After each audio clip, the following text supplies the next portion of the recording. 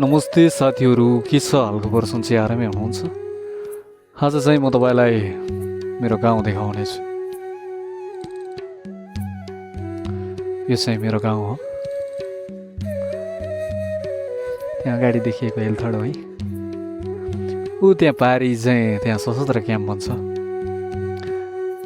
अन्ती बराल बस्ने गाउँ यही हो, हेर्न सक्नुहुन्छ तपाईँहरू। तलपट्टि त्यो मोटरबाटमा एउटा मन्दिर छ। पारीको गाउँ चाहिँ दुबैचोर। यो मन्दिर चाहिँ विश्वकर्माको मन्दिर हो। आज तपाईँलाई गाउँठाउँको रमाइलो देखाउँदैछु साथीहरू। यो गाउँमा बसिरहँदा एउटा तपाईँहरूलाई मुक्तक पनि सुनाउँछु म। सानो हैँचो पैँचो आलो पालो गर्नुपर्छ, सानो हैँचो पैँचो आलो पालो गर्नुपर्छ, गाउँको बाटो उकालो ओह्रालो गर्नुपर्छ। सुख सयलमा हुर्केकी तिमी दुःख कसरी गर्छौ, सुख सयलमा हुर्केकी तिमी दुःख कसरी गर्छौ। मेरो त गाउँतिर कुटो कोदालो गर्नुपर्छ, मेरो त गाउँतिर कुटो कोदालो गर्नुपर्छ। धन्यवाद। यो चाहिँ तल हाइवेतिर जाने बाटो, यतातिर सर्टकट पनि छ, यतातिरबाट गइन्छ हामी। अनि अघि देखाइसकेँ त्यो हेलथड हो। अब तपाईँलाई पारिपट्टि देखाउँछु है।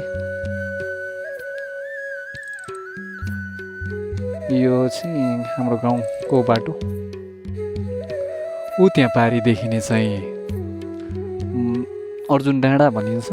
अनि त्यहाँ तलपट्टि चाहिँ देउराली, त्यो चाहिँ अर्जुन डाँडा हो। यता चाहिँ त्यो बाङ्गे लाकुरी भन्छ है त्यता। त्यो यो चाहिँ हाम्रो गाउँको बाटो। यता अहिले त पछि रोड छ यतातिर त। यो हाम्रो गाउँका भाइ छन्। आज स्कुलको छुट्टी छ क्यारे। भाइहरू केटाकेटी कोही पनि देखेको छैन अहिले त, अहिलेसम्म आउँछन्। हुन्छ, आजलाई चाहिँ यति नै। फेरि अर्को ब्लगमा भेटौँला। हेरेर साथ दिनुभयो सबैलाई हृदयदेखि नै धेरै धेरै धन्यवाद। आगामी ब्लगमा फेरि भेटौँला। हस् त, नमस्ते।